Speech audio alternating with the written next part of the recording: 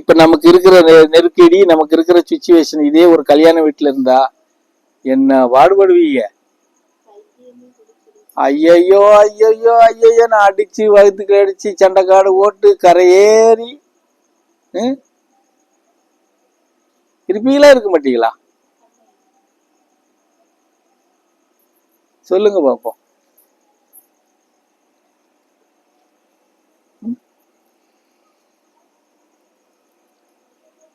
அப்போ நம்மளுடைய சிந்தனையும் செயல்பாடும் யாரை சார்ந்திருக்கு? நம்மளை உருவாக்குன இறைவனை சார்ந்து நம்ம இருக்கிறோம். அது நடக்கும். கஷ்டமா தெரியும், ஆனா நடக்குமானா நடக்கும். அந்த நம்பிக்கையோட இருக்கிறோம்ல நாங்க. உங்களால அந்த நம்பிக்கையோட இருக்க முடியல. சொல்லுங்க, ஏன் இருக்க முடியல?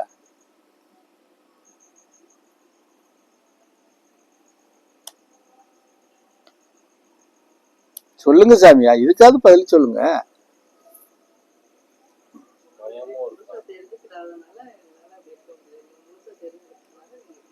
முழுசா தெரியாமத்தான் அவன் 2 புள்ள முழு பிள்ளையா பெத்து எடுத்தியாக்கும்.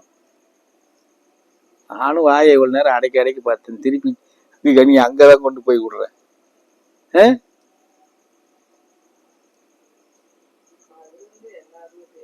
அதைத்தான் நானும் சொல்றேன். எல்லாரும் அது எல்லாரும் செய்யறதா, எல்லாரும் செய்யறதான்னு அப்படியே செஞ்சுக்கிட்டே தானே மண்ணா போய்கிட்டு இருக்கீங்க. செய்யுங்க, அது நல்ல சிந்தனையோட செய்யுங்க. நான் வேண்டாம் நான் சொல்றேன்.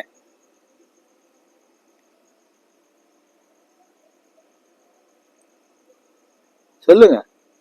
ஒன்னும் இல்ல, அமர்நாத் ஒருத்தன், பழனி ஒருத்தன், மம்தா ஒருத்தி, கார்த்திகை, இப்படி இருக்குது. இன்னும் 2-3 பிள்ளைங்க இருக்குது. இவங்களுக்கெல்லாம் நான் சொல்லி கொடுத்ததை இப்படித்தான் சொல்லி கொடுத்தேன். நல்ல சிந்தனையோட ஏறி உறங்குங்கப்பா, புள்ள பெறுவீங்க, நல்ல பிள்ளைய பெறுவீங்கன்னு தான் சொல்லி கொடுத்தேன்.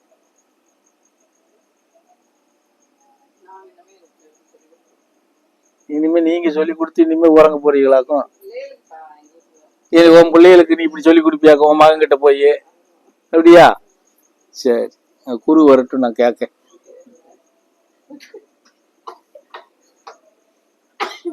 ஆமா. கல்யாணம் முடிச்ச உடனே உங்க அம்மாவை பக்கத்துல வச்சுக்கோ.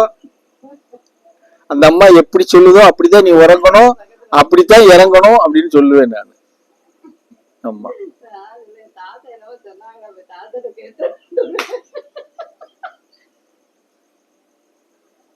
அவன்